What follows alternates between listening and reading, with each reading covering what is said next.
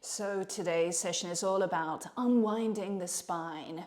So we're going to get onto all fours, hands under the shoulders, knees under the hips. And we're going to do essentially spinal waves, but moving always from the pelvis, very deep into the pelvis. And that wave will eventually finish in the head. So we do not at any point let the head move before it's ready. And we're going to play around with the two essential movements of the pelvis, which is the retroversion, which is like that. So the belly button going very much into the spine, the buttocks sliding down like so. And then the Antversion, which is its opposite. So the buttocks coming up to the ceiling and the pubic bone essentially sliding back behind you, okay? So we're going to start off first of all with this retroversion and pressing strongly with the hands, moving from the tailbone. We're going to move that tailbone down and almost as if it wants to come forward. Meanwhile, we're resisting strongly with the 10 bases of the fingers. You'll notice the belly button is coming up really nice and high. And then the head is the last thing that can kind of curl inwards. And keep the breathing nice and regular. So this is quite a strong exercise. Feel the shoulders broadening. Even the knees and the toes are pushing down quite substantially. Now from there we're going to play with the opposite of what we're currently doing with the pelvis. So we're going to do this anterior pelvic tilt. So again, moving from the tailbone, we're going to start to bring that tailbone back behind us and towards the wall or whatever you have behind you. Buttocks are going to start to slide up more and more and more, and we have got to keep on resisting with our hands. The pubic bone slides back behind. And you're going to notice at a certain point the solar plexus is wanting to move forward. Let it happen. And then maybe the last thing you want to do is move your head to look in front. And you keep on breathing. You keep on feeling the hands, a strong base for you.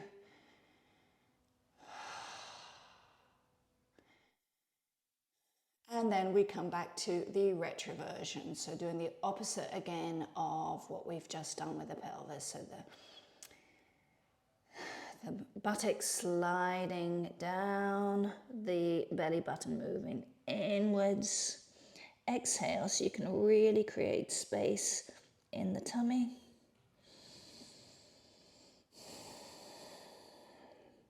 And push the floor away strongly with your hands. So feel the arms working really hard, but also the shoulders.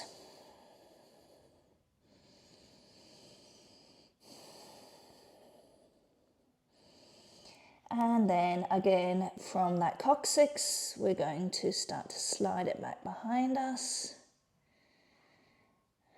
And soon that coccyx is not only going to go behind, but it's going to start to move up towards the ceiling. Let that happen. You'll feel the pubic bone sliding back behind. The solar plexus starts to move forward towards the head. Let it happen. So really feel those 2 points, the lower abdomen moving back behind you, while the solar plexus is moving in front and up. So 2 simultaneous and yet opposite movements occurring, and essentially what they do is they lengthen the belly area.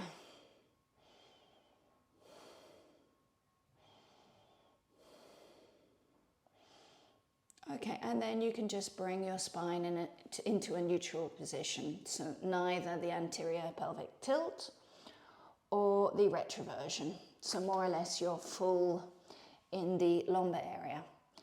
And then we're just going to move forward with our hands, leaving our hips over our knees. So don't bring them either back or forward, just leave them where they are. And we're going to start to stretch into Anahatasana. So feel this gentle anterior pelvic tilt returning to your pelvis. Continue using the 10 bases of the fingers strongly against the ground.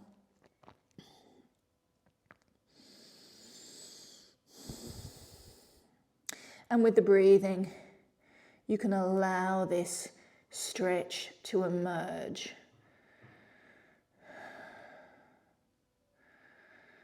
Now, as we're there, we're going to start to incorporate just the pelvis into a retroversion. Try not to bring your arms or your chest up as you do this. That's the temptation. So even if it's just a tiny retroversion, let it happen and feel what happens in the hands, in the arms, in the shoulders. It's quite strong. So observe that strength. And then you can come back into an anterior pelvic tilt. So slide those buttocks up behind and towards the ceiling.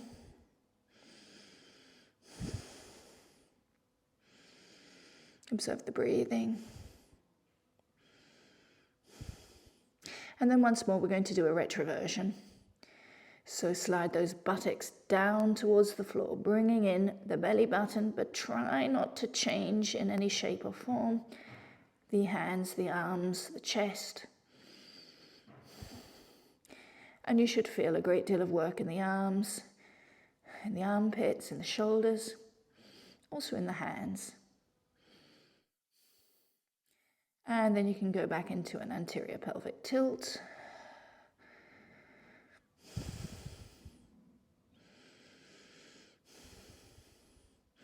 And then you can start to breathe in and move your head forward and up.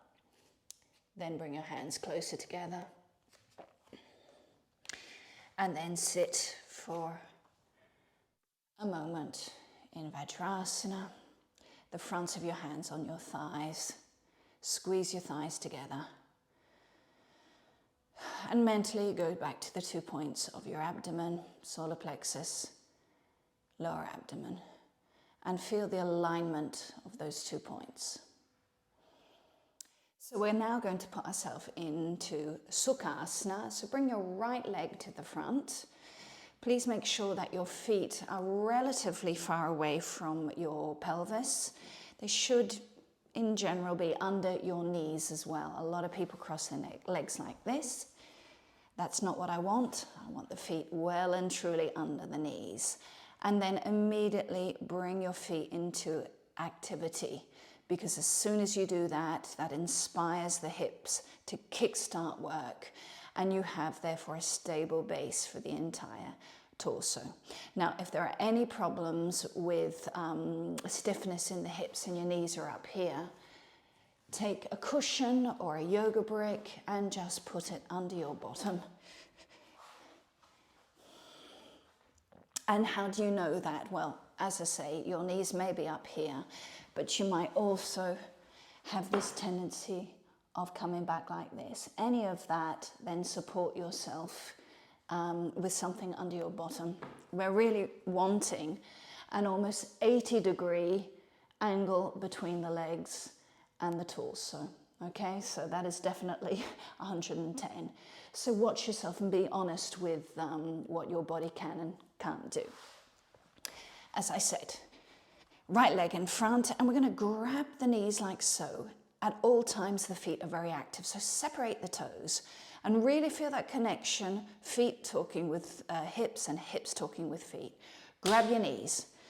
And then from there, we're going to start to bring the solar plexus forward and up, pulling the knees into the hips. So we're essentially arching our back. Leave your head neutral. We don't need to involve that at all. But really feel the solar plexus moving forward and up. And at the same time, you're really pulling strongly with the knees into the hips. And then you'll notice we have a slight anterior pelvic tilt. So we want to now do the opposite. We want to do a retroversion. So get that belly button moving in. You might want to release the grip a little bit with your hands, or maybe just softly lie them on the knees. And we're going to move right back, so collapsing in this part completely. And feel what's happening in the hips here. It's as if the femur, not as if, the femur heads are actually slightly moving out of the hips. So the hips are a lot less compact here. Now I'm just going to move to the side so you can really see that retroversion. And then from there we're going to pull strongly with the knees, which will move in and enter into the hips as you bring the pelvis into an anterior pelvic tilt, or at least a very slight one. And you keep on pulling the knees into the hips. You keep on activating your feet. And the solar plexus moves forward and up. And just leave your head neutral. If you don't have problems with the neck, you might want to bring the head slightly up to look up at the ceiling, but that is entirely up to you. Keep on breathing. Okay, and then a retroversion, releasing the grip on the knees and allowing the belly to sink in towards the spine. So you're really leaning back enormously here. Feel what's happening in the spine. Feel what's happening in the hips. Keep on activating your feet though. And then you can just come back to neutral, like so. Straighten your legs a moment in Dandasana. Even in Dandasana, you're wanting a kind of 80-degree angle between your legs and your torso. Now, from there, Sukhasana again, but this time the left leg is going to come forward. The feet are still under the knees and the feet remain active. And then we'll repeat. So grabbing your knees and bringing them deeply into the hips. We're going to move the solar plexus forward and up. And feel the connection. The more you pull the knees into the hips, the more the hips can communicate. Don't bring your shoulders up tightly like this. Leave your shoulders gently moving down towards the ground.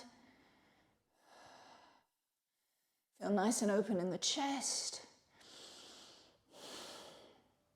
Okay, and then leading with your pelvis, retroversion. You can release the grip on your knees. And feel that compactness of the hips has just disappeared now.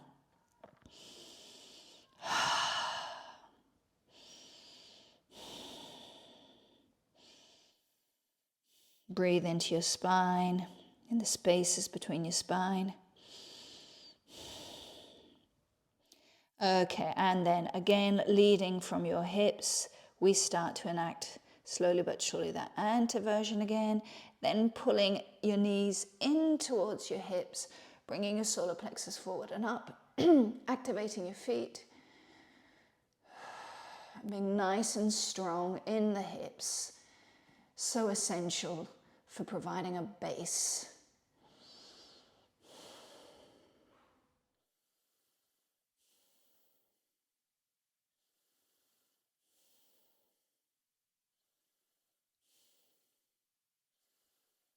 And then the retroversion. Which out of the two positions seems to be an awful lot less effort. So enjoy. Feel why. Ask yourself why. Examine yourself.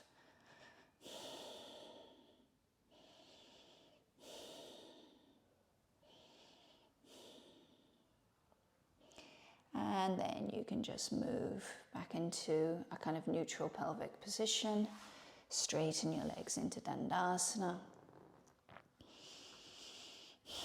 And just spend a moment in Dandasana. And yet again, obviously, if you're doing too much retroversion, keep the base, whatever you're using, a brick or a cushion, underneath your pelvis in order for you to get close to producing that 80-degree angle.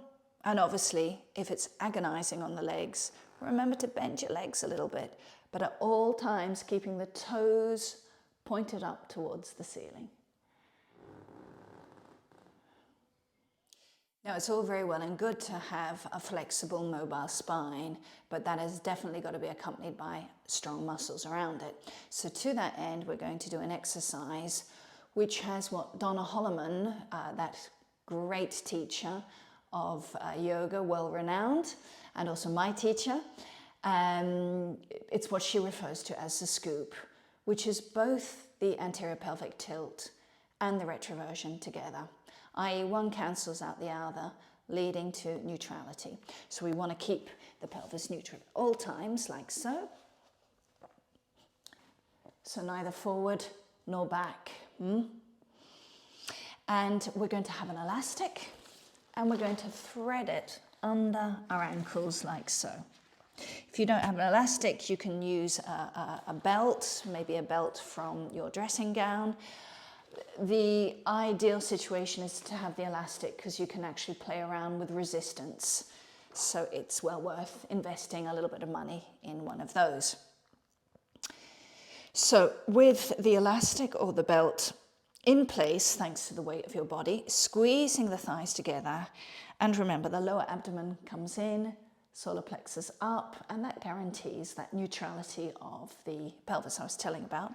We're going to grab the ends or towards the ends of the elastic, and then keeping these 2 points, keeping the pelvis neutral without moving at all, we're going to start to stretch our arms up to the side, as much or as little as you want.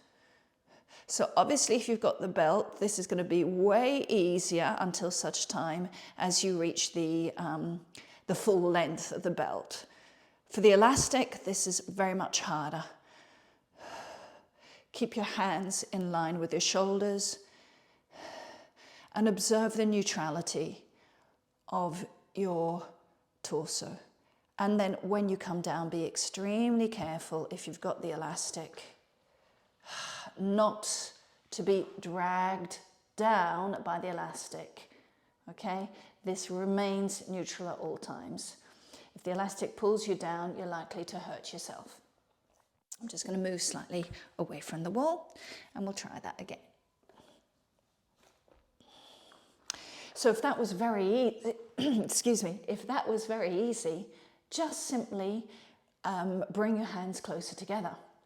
If that was way too hard, separate your hands. So first things first, squeezing the thighs. Thinking about those 2 points of the pelvis, of the abdomen.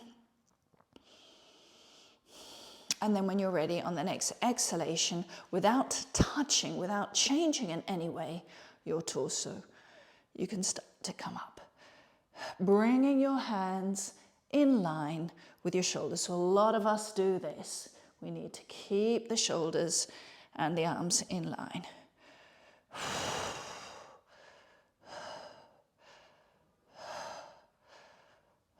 Keep the breathing nice and regular, and remember to keep your throat nice and open. And then when you calm down,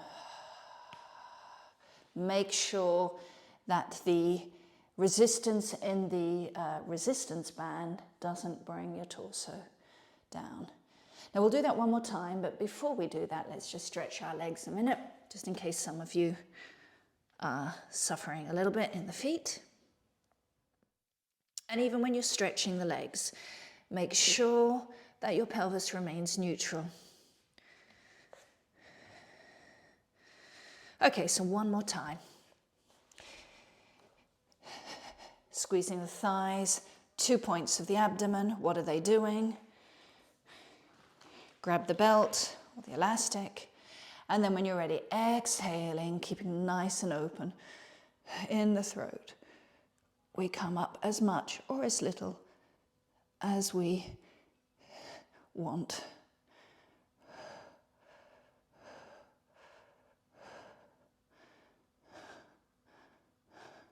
And then when we come down,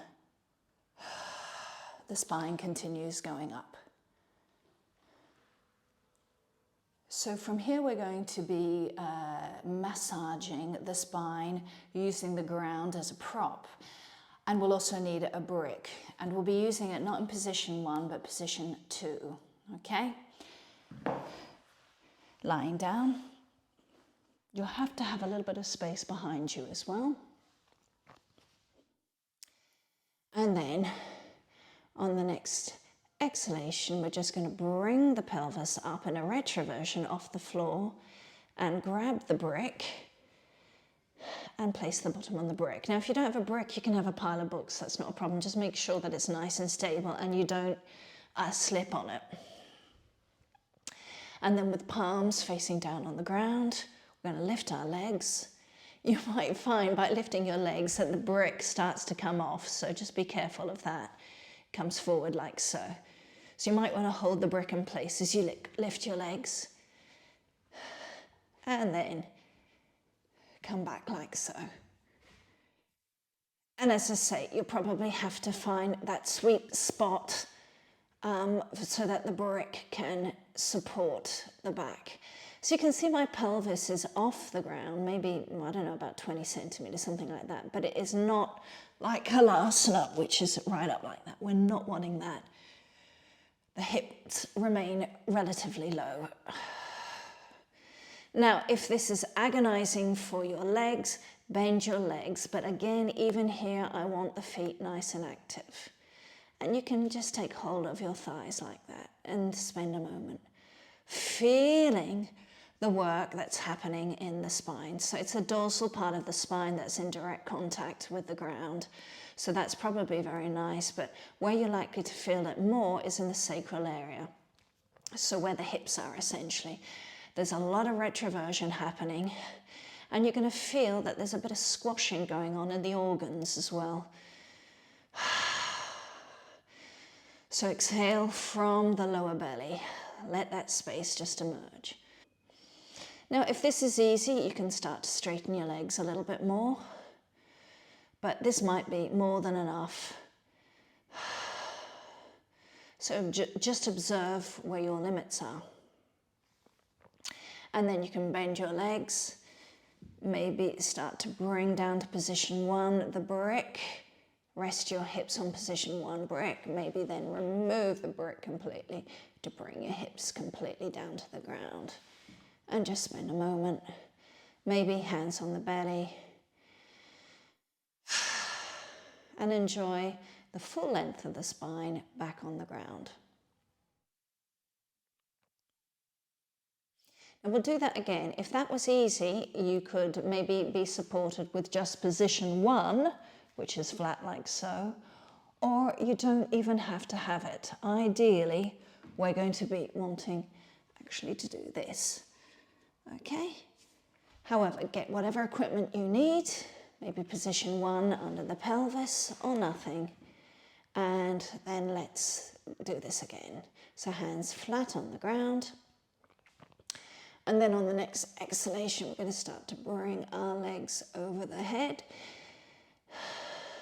But we're wanting to have an acute perception of what's happening in the back. So feel the mid part of the back and upper part of the back nicely extending along the ground thanks to the floor. And meanwhile, the pelvis doesn't move up particularly high. And that brings about this beautiful lower back stretch. So maybe you want to hold your thighs or your lower knees, whatever's going to feel comfortable. Balance could also be a problem. If balance is a problem, just keep your hands relatively high towards your buttock area, and that means you can use your elbows on the ground to stabilize the balance. If you don't have a problem, you can start to move your hands towards your ankles. And if your hands are at the ankles, then at that point you can start to straighten your legs more. But keep the feet active.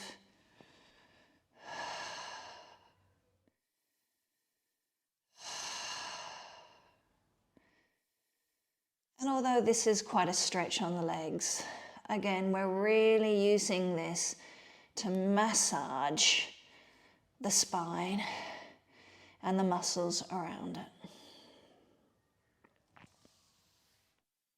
And then you can start to bring your pelvis slowly but surely down. And note that as you bring your pelvis down, you're going to the floor vertebra by vertebra. And then when you're completely on the ground, you can just bring your feet back on the ground. Now the weight of the legs when they come down should be managed by the lower pelvis. So when you're lifting up the legs or lowering the legs, think about your pubic bone and your lower abdomen. Think about your pubic bone and the belly button trying to touch one another. We'll do that one more time. So pressing your hands on the ground. Exhale as you bring your legs off the floor, but this time really think about the belly button and the pubic bone wanting to get into contact, wanting to touch each other. And then bring your hands to where you feel stable. Back of the thighs or the knees, the calves, the ankles. Maybe you want to put your hands on your feet. Now, ideally, the legs should be becoming parallel to the floor. But if you're nowhere near that, that's okay. This is work that's fundamentally being done in the back for starters. The legs are much easier to deal with. So just breathe into the pelvis. And as you exhale, feel the lengthening of the muscles, but also the widening of the muscles on the ground. And you'll notice that I am not straightening my legs. I don't want to. I want to be feeling different things. If I'm only aiming for the final product, and this is a type of Urdhva Mukha Paschimottanasana, if I'm only aiming for that final perfect position, then I've kind of missed the point, because I've got to feel. That's the first thing. Get into the sensations, get into the breathing. Okay, and then bring your hands back down on the ground. And as you bring your pelvis down, again, think of the pubic bone coming to touch your belly button and the belly button coming to touch your pubic bone. And then when your pelvis is on the floor, keep on feeling that, those two areas, as you bring your feet onto the ground. And you'll notice that that kind of idea of bringing those two parts of the belly together really activate the lower abdomen, and it's that point that manages the weight of your legs. In fact, it's that point is a counterweight. Breathe out. And then straighten your legs along the floor.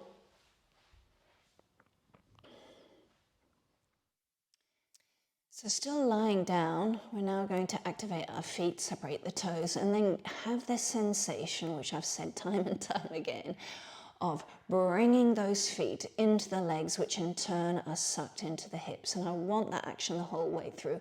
Do you notice that that also inspires a tiny retroversion? Keep that retroversion going. And another thing about this retroversion, do you notice that with a retroversion, this idea of the pubic bone moving towards the belly button and vice versa becomes a lot more evident. So there's a reason why that retroversion as a movement is so useful, particularly for what we're about to do next, which is another kind of massage, vertebra by vertebra, front, back. So bring your arms outstretched diagonally in the direction of your feet. On the next exhalation, lift your head and your shoulders. That part is pretty easy, but you can already start to feel that there's even more retroversion and even more movement between the pubic bone and the belly button. So observe that a moment. And then emphasizing yet more that retroversion, we're going to start to come up and sit in Dandasana. Bring our hands to the side and feel that Dandasana. I said already, if you have problems with Dandasana, then bend your legs. It's probably not worthwhile bringing something under your bottom because we're going to go back in a minute. So maybe just bend your legs as much as you need to, but without going back. We want to bring the chest towards the knees towards the chest, and of course the toes remain really, really active. Of course, if you don't have a problem with Dandasana, you can just stretch your legs as so. Okay, and then bring your arms out, and we're going to do that retroversion again. So the movement still comes from the hips. And take your time. The slower you are, the better. The more you come down, the more gravity wants to grab you. So the more you need that retroversion. And the more the feet need to enter into the hips. So really feel, when you've got a moment of, oh no, I'm about to fall, stay there. And observe how much work is happening in that counterweight, otherwise known as a tummy, until you're completely on the ground. And then you can just release completely and feel the response of the back to that massage.